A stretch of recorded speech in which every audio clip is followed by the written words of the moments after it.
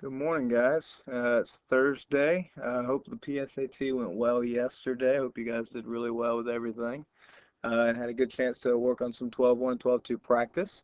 We're going to continue on with our circles today.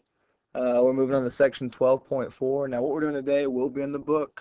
Tomorrow, we're doing kind of an extension of 12.4.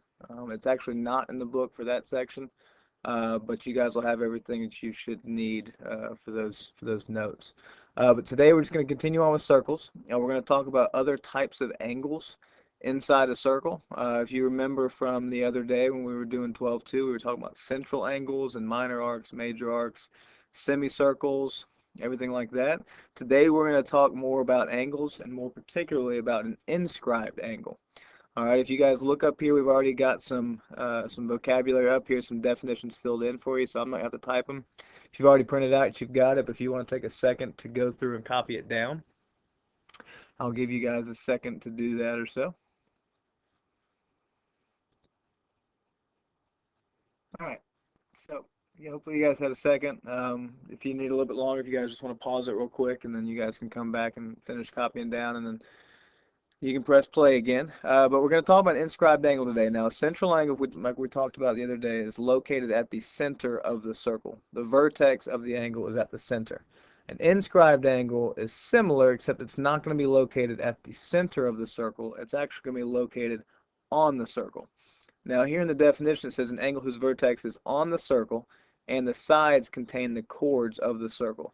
If you guys look right down here at this example, if you look at the red point, that point right there represents the inscribed angle.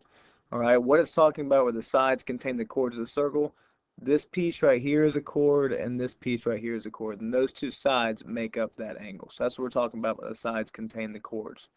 All right, but once again, an inscribed angle is located at the center. Or sorry, my bad, is located on the circle. Central angle is located at the center. All right, so if you remember from the other day, a central angle is equal to its intercepted arc. Now, with an inscribed angle, this inscribed angle is actually half of its intercepted arc. So for example, if I knew that my intercepted arc was 80 degrees, that means that my inscribed angle would be 40 degrees. Now the central angle is the same. So our central angle, say this is my center point, say I had a central angle here, it's opening up to the 80. My central angle would be 80 degrees, but my inscribed angle would be 40. So your inscribed angle is half of its intercepted arc. And remember, intercepted arc is that arc that the angle opens up to, the arc that's in between those two chords that we were talking about. All right, so those are some things we're going to look at today. Also, we're going to talk about inscribed polygon and the circumscribed circle. All right, inscribed polygon, it's a polygon. Typically, we'll look at quadrilaterals here, but it could be any number of sides. It could be a triangle, pentagon, octagon, hexagon, any of those. But an inscribed polygon is a polygon whose vertices or corners are located on the circle. So each of these, for example, this is a quadrilateral, so each of the corners or each of the vertices are located on the circle. The circle that is around that particular polygon, or in which the vertices are on, that circle is called the circumscribed circle. All right, it's the circle that actually contains that polygon. All right, so those are just some vocabulary that we're going to look at today. So again, inscribed angle, angle whose vertex is on the circle, not at the center. Intercepted arc is the arc that that particular angle opens up to. So that's really what we're going to be focusing on today. All right, so like we just talked about, the measure of an inscribed angle is exactly half of the measure of its intercepted arc. So we have something right here. All right, so it says the measure of angle ADB. So if we have angle ADB, let's see if we can't. There's A to D to B. So that's my inscribed angle right there. All right, so there's my inscribed angle. Delete those so you can see it a little bit better. So ADB is going to be this angle right here. That's an inscribed angle, and notice it opens up to this arc right here, arc AB. All right, so this angle is exactly half of the arc. And so that's what we see right here. The measure of angle ADB is equal to half of its arc that it opens up to. Or you could look the other way. All right, this angle if we multiply it by 2, will give me the arc. So we could also say the arc is equal to 2 times my angle. So that's two different relationships basically stating the same thing. All right, so let's look at a couple of examples here. The first thing we're looking at is the measure of arc GJE. So here's GJE. All right, now if you notice, segment GE is going to be a diameter, all right, which means it's this, the measure of arc GJE is actually going to be 180 degrees, so you could look at it that way. Or you could also notice that this particular inscribed angle, angle GHE, is actually a 90-degree angle. So we know that in order to get the arc that it opens up to, you take 90 degrees and multiply it by 2, you also get 180. So either way you look at it, you're still going to get 180 degrees. All right, so let's move on to that second example. All right, so notice they give me an inscribed angle, angle LKI. So this angle right here is 70 degrees. If you notice, it opens up to arc LI. All right, because this is an inscribed angle, we multiply it by 2 to get the measure of the arc. So if I take 70 and I multiply it by 2, that's going to give me 140 degrees. So the measure of arc LI is 140 degrees. All right, so let's look at the third example. All right, so once again, we've got an inscribed angle. This piece right here, angle POM, opens up to arc PM. Now, typically, because that looks like more like a major arc, typically you'll have a third point out here to label it with 3 letters, but we don't here. All right, so in this case, I'm going to take my arc, which is 196, and since that's the arc, I'm going to divide it by 2 to get my inscribed angle. So if I take 196 and I divide that by 2, I'm going to get 98 degrees. So my inscribed angle, or angle POM, is 98 degrees. Alrighty? Alright? So what I want you guys to do real quick is I want you guys to try this bottom one on your own.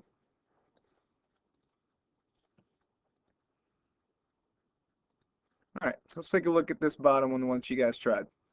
Alright, so we got two things we're looking for. So we're looking for the measure of arc QS and the measure of angle RST. Now, just like we've done before, my recommendation is to go through and start just filling the pieces that you know, and most often that's going to go ahead and answer some of the questions you have. So, for example, angle QRS, so this angle right here is 37 degrees. If you notice, the vertex of that angle is on my circle, which means angle QRS is an inscribed angle. Now, that inscribed angle opens up to arc QS. So if I take my inscribed angle, multiply it by 2, 37 times 2 is going to give me 74 degrees.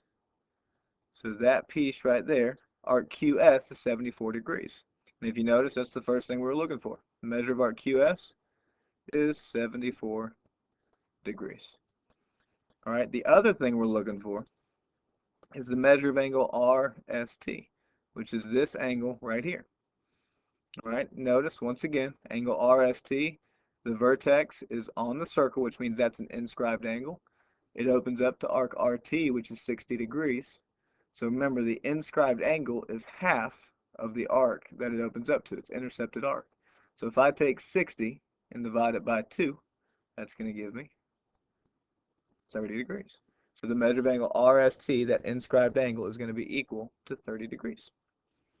Alrighty. Alright, so let's keep chugging along here. The next corollary, and it's called a corollary, it's kind of like saying theorem or postulate. Alright, don't worry about the number here. I'm not worried that you guys know this is corollary 12-4-2. I just want to make sure you guys know what it actually says. Alright, so it says there's two inscribed angles. So in this case right here, angle C and angle D. Alright, notice the two angles have a vertex on the circle, so those are two inscribed angles.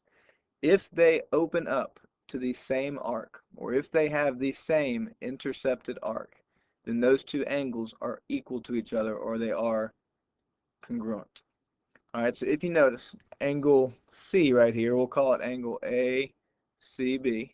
That angle opens up to arc AB, as does this angle, which is angle ADB. Notice they both open up to the same arc.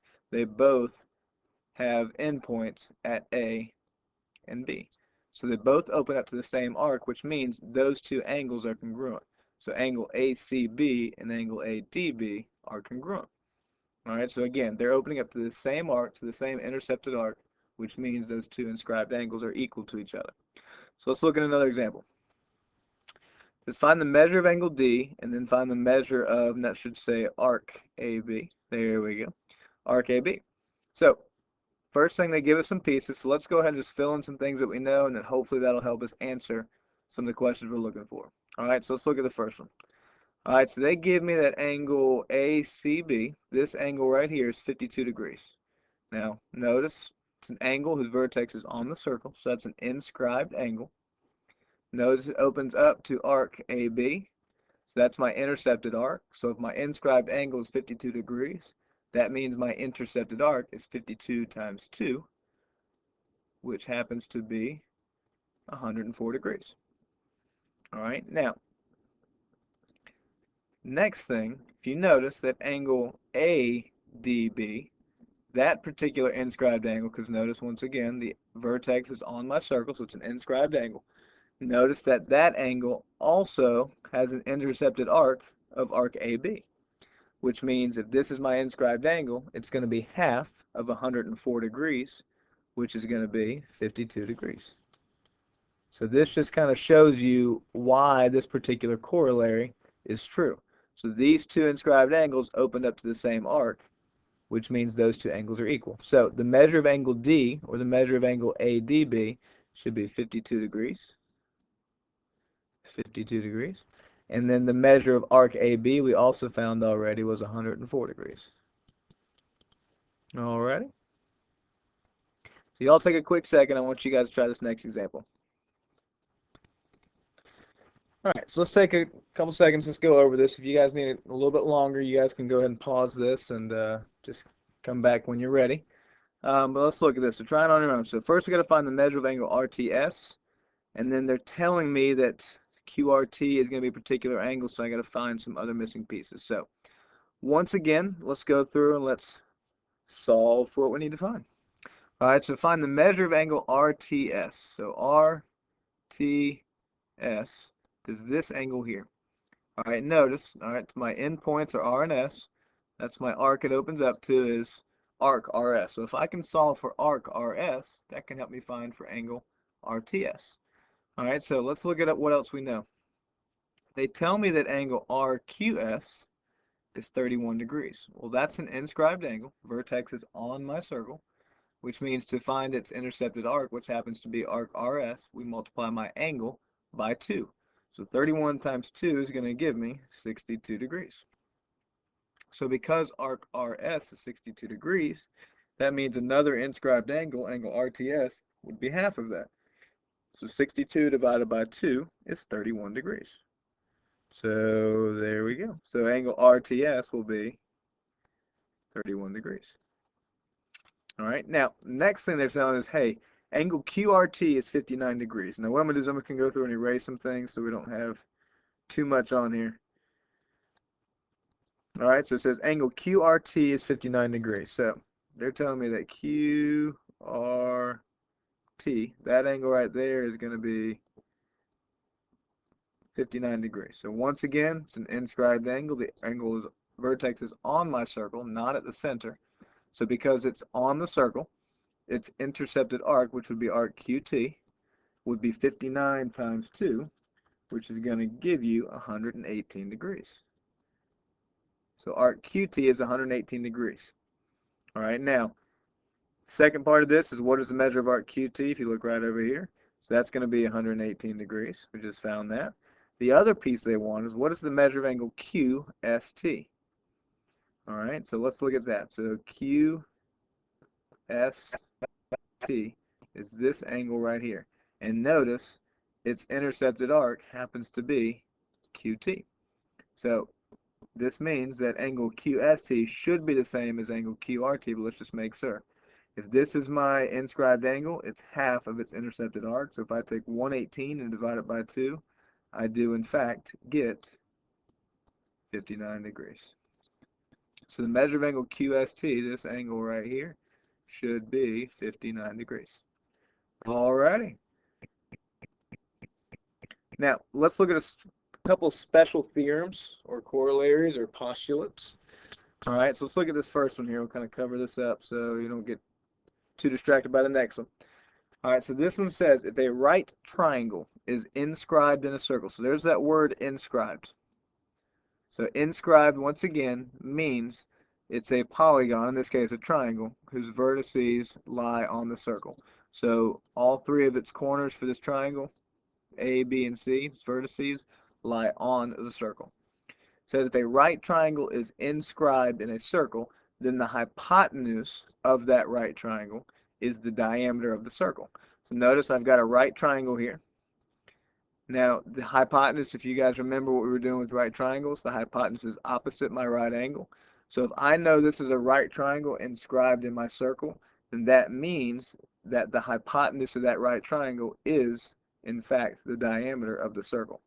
And conversely, which means the other way, so you can go the other way with this, if we knew that AC was the diameter, that means that triangle ABC is a right triangle. So you can go both ways with that. So if I know it's a right triangle, that means AC is a diameter. Or if I know AC is the diameter, that means that angle B is a right angle, which makes that a right triangle. All right, so right here, this is just kind of another way of stating it. Angle B is a right angle if and only if AC is a diameter. All right, so that's the first corollary. The second one, the second theorem we'll look at is if I have an inscribed polygon or inscribed quadrilateral more specifically. So if you guys remember, quadrilateral has four sides. So once again, it's inscribed. So its vertices, its corners, its points are on the circle. All right. If a quadrilateral is inscribed in a circle, its opposite angles. So I've got my opposite angles. Remember, opposite angles are angles that are across from each other. My opposite angles are supplementary. And if you remember what supplementary means when we were talking before about polygons and parallelograms, supplementary means it's two angles that add up to equal 180 degrees. So in this case, if you look at the picture, angle B plus angle D, sorry, my bad, angle B plus angle E adds up to be 180 degrees, as well as angle A with angle C. So angle B plus E equals 180, angle A plus angle C equals 180 degrees. So we're going to look at a few of those examples right now. All right, so this first one's example 3. Find the value of x. So we're not trying to solve for anything except for x. All right, so let's look at this. Now, if you look at that first theorem we looked at on that last page, we know that if I have a triangle that's inscribed in my circle, and I know that one of those sides is the diameter. In this case, SV is a diameter. It's a chord that goes through the center point. If I know that SV is a diameter, then I know that this angle right here, angle T, is a 90-degree angle. So this happens to be, triangle STV happens to be a right triangle. So I know that 15x is equal to 90 degrees. All right? Once again, SV is a diameter, which means this is a right triangle, which means this is a right angle. So if I take and I divide by 15 on both sides, boom, boom. So 90 divided by 15 is going to give me an x value of 6. All right, so there we go. I have now solved for x. All right, so that's using that first theorem. All right, if we know that the diameter is the hypotenuse, and that means that's a right angle right there. All right, so let's look at another example. All right, this is dealing with the second theorem we were looking at when I had an inscribed quadrilateral. So in the diagram, WXYZ is inscribed in the circle. Find the values of x and y. All right, so if you remember back at that theorem, if I have an inscribed quadrilateral, that means my opposite angles are supplementary. So let's just look at solving for y first. All right, so here's y. It's 18y, so that's my z. So I've got to look at that, and I've got to look for an angle that's opposite. So what angle is opposite angle z? Very good, everybody. Angle x. So that means that angle Z, and I'm just going to write this out, so angle Z plus angle X add up to be 180 degrees. So they're supplementary. So angle Z is 18y, so 18y plus X is 126 degrees. Those two angles add up to be 180 degrees. They're supplementary. So that means if I subtract it over 126, that's going to give me 18y equals, so 180 minus 126 is going to give me 54 degrees. Now if I take that and divide both sides by 18, 54 divided by 18 gives me a y value of 3.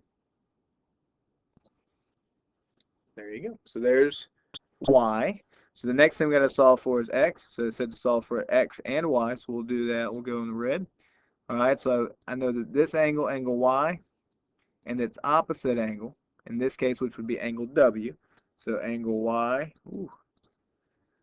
plus angle w, those two should also add up to 180 degrees, because remember, opposite angles are supplementary. So angle y is 72 degrees plus angle w, which is 18x, should add up to equal 180 degrees. All right, so just like we did in the previous part, it's a basic algebra problem, so let's subtract over 72. So if I subtract over 72, I get 18x equals, if I subtract 72 from 180, I should get 108. Now if I take 108 and I divide it by 18, I'm going to get an x value of 6. So once again, to kind of recap, I've got an inscribed quadrilateral. Again, that means its corners are on my circle, like so. So that means that my opposite angles, in this case z and x, are supplementary, which means they add to 180, and angle y and angle w are also opposite angles, which means they are also supplementary, which means they also add up to 180 degrees. All right? So what I want you to do is take a quick second, try these two example problems on your own, and we will come back together momentarily. All right, so let's look at these two examples. All right, so the first one, we've got a quadrilateral, 4 sides. It's inscribed in my circle, which once again means my corners, my vertices are on the circle. So that means that my opposite angles are supplementary. All right, so that means that angle M plus angle P should add up to be 180 degrees. So we'll say angle M is x, so x plus angle P, which is 68 degrees. Together, those should add up to equal 180 degrees. So if I subtract over the 68, 180 minus 68 is going to be 112 degrees. So there is x. So all we're doing is solving for x and y. We're not substituting anything back in. So there's x. So for angle y, or for the variable y, that's going to be angle N and angle O. So those are opposite angles as well, which means those also add up to 180 degrees. So that means that y plus 104 degrees equals 180. So once again, we'll subtract the 104. Subtract it over. 180 minus 104 gives me 76 degrees. All right, so there's my first one. So let's look at the second example. All right, same thing. We have a quadrilateral inscribed in my circle. So the vertices are on my circle, so that means that my opposite angles are supplementary. They add up to 180. So that means that angle E plus angle C, so y plus 98 equals 180. So if I subtract 98 from 180, that's going to give me a y value of 82 degrees. Or 82, which in this case y represents an angle. So there we go, 82 degrees for y.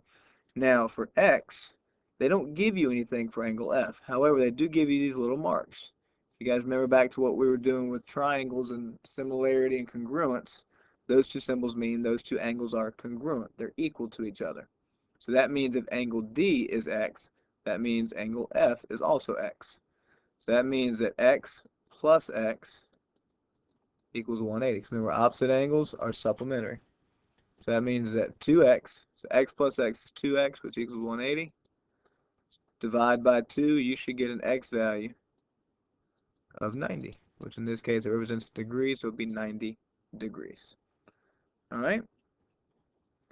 Now, let's look at this next example together. Now, this next example is pretty involved.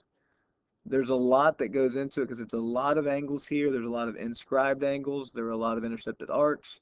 There are a lot of central angles. So there's quite a bit of information going on here in this picture.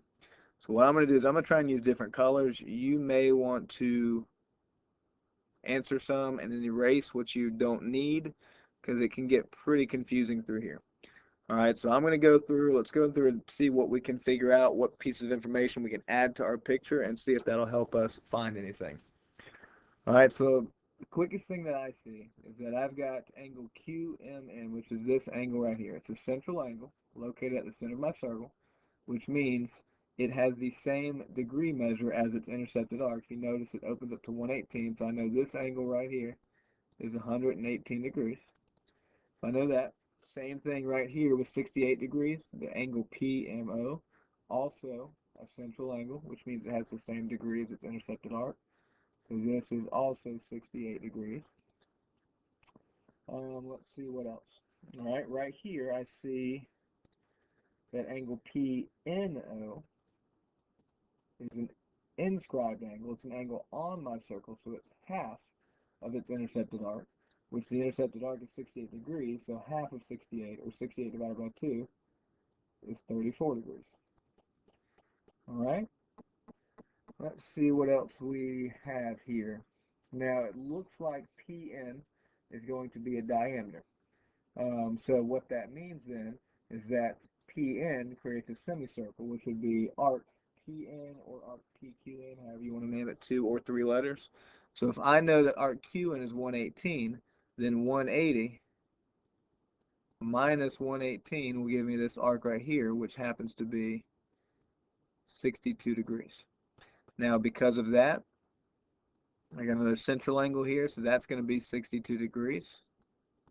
I've also got another inscribed angle. Notice angle QNP.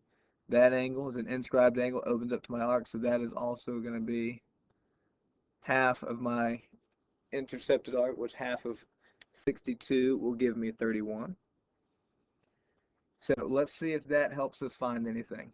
All right, so first thing, measure of angle NOP. So NOP is this angle right here. Now, that's one that we didn't find any information about, but we can look at our picture and figure it out. So let's look at it. So angle NOP is this angle here. It's an inscribed angle. It's on my circle. All right, so let's see if it opens up to a particular arc, in which case it does. So angle NOP opens up to arc. You can say NP, you can say NQP, or PQN, which we already said was a semicircle, which is 180. So if that's a semicircle, then its inscribed angle is half of that, which would be half of 180. So angle NOP would actually be 90 degrees. And if you go back to the theorems we were looking at, remember we said if we have a triangle where one side is the diameter, that means this particular angle is a right angle, which is 90 degrees. All right. So next one, angle PNO. Now PNO, we did find earlier, we said it was 34 degrees. Just to refresh though, it's an inscribed angle, opens up to 68 degrees, so it's half of 68, which would be 34. All right, let's look at another one, arc PQ. We also found that one. Arc PQ we said was 62 degrees. And just to recap for that one as well, we said that arc PN is a semicircle, so if QN is 118, then arc PQ is going to be 180 minus 118, which is what gave us the 62. And then the final one is angle QNP. So QNP, we've also answered that one. It's an inscribed angle that opens up to arc QP. So because it's an inscribed angle, it's half of its intercepted arc. So half of 62, which is 31 degrees. All right, so what I want you guys to do is try and take that same picture. I want you guys to try and fill in these missing pieces right down here. So I'll take a quick second and try that. All right, so let's look at this bottom part that you guys just tried. If you need more time, just pause this and try and finish up, and then you guys can come back together once you guys are all done. All right, so let's look at these. Now I'm just going to roll up and down just so I can make sure I can see some of these bottom ones and also see the picture as well. So the first one, angle PMO. Some of these we probably already answered, which in this one, that's one of those cases. So angle PMO is this central angle right here. We said it's 68 degrees. It's a central angle. So it's equal to its intercepted arc. So 68 degrees is the arc, which means the central angle should also be 68 degrees. The next one, arc NO. Now this is actually one we have not answered yet. All right, so arc NO, but we can answer it fairly quickly. You guys remember we said that PN is the diameter, which not only is that left side a semicircle, that means this right side over here is. So from arc PON, that's actually going to be a semicircle. So that's 180 degrees. If we know that PO is 68 degrees, then I know that NO is going to be 180 minus 68, which in this case happens to be 112 degrees. So arc NO is 112 degrees. All right, the next one, the measure of angle NQP. All right, so NQP is this angle right here. Now, similarly to what we said right up here in this first one, angle NOP, NQP is also a triangle that is inscribed in my circle. So if you remember, anytime that one of those sides of the triangle is the diameter, that means it's also the hypotenuse, which means this angle is a 90-degree angle. So that's one way you can see it, or you could see that as an inscribed angle because it's an angle on my circle. Its intercepted arc is arc NOP or NP, which is 180 degrees, so half of 180 is going to give you 90 degrees. All right. Now I'm actually going to erase that. Let's go one more. All right, so we said angle NQP is going to be 90 degrees. Let's look at the next one. Measure of angle QNM. So QNM is this angle right here. We've already answered that one actually. Earlier we answered it as QNP. It's the same angle. So QNM is 31 degrees. All right, so scroll down. We want to look at the measure of angle QMN. We've already answered that one as well. QMN is this one right here. We said, hey, that's a central angle, same as its intercepted arc. So the arc it opens up to is 118 degrees. So angle QMN is a central angle, so that means it should also be 118 degrees. All right, so let's look at the next one. The measure of angle NQM. So NQM is one that we haven't answered yet. And we did answer this bigger angle, which shows 90, but I want this smaller angle right here. Now, to answer that one, we're actually going to look at the fact that this piece right here, this figure, is a triangle. All right, which means its three angles should add up to 180. Now, I know one of these is 31 degrees. I know this angle here is 118, which means to find angle Q, this point right here, I just take those two angles and subtract them from 180. Angles add up to 180. 180 minus 118 minus my 31 gives me a degree measure of 31 degrees. So angle NQM is also 31 degrees. All right, the last two parts, the measure of arc QNO. So QNO, Q to N to O. Well, I know arc QN is 118. I know arc NO is going to be 112. So if I take 118 and add 112 to it, I get that arc QNO is going to be 230 degrees. And finally, the measure of arc PON, which we talked about earlier. Remember, because PN is a diameter, that means arc PON is a semicircle, which has a degree measure of 180 degrees. Alrighty. So now these next few pages here are actually just practice pages from your book. So these are some excellent problems for you to be able to go back through and try. Now the odd answers should be in the back of your book. Alright, so at least try the odds. Alright, we're not going to go over these in class, but at least try the odds for this page right here, which should be the 7th page or the 7th slide. Alright. The 8th slide is the same thing. It's from pages from the book. All right, so again, something that you can try. So at least try the odds so you can check your answers in the back of the book. All right, same thing with this one and page 10 as well as page 11. All right, so those are problems that you guys can be practicing on and trying outside of class from the book. I mean, again, try at least the odds. Your homework tonight, though, is going to be the inscribed angles worksheet, just working on your inscribed angles. All right, so I will have the answer key online for you guys. And there might actually be an answer sheet attached to it already so you can check your answers. But hope that all made sense today. Make sure you look back at this video if you ever want to come back to it, get any questions answered, and review. I hope you guys have a wonderful day. Tomorrow is Friday, and then the week is done. So hope you guys have a wonderful day. We'll talk to you tomorrow.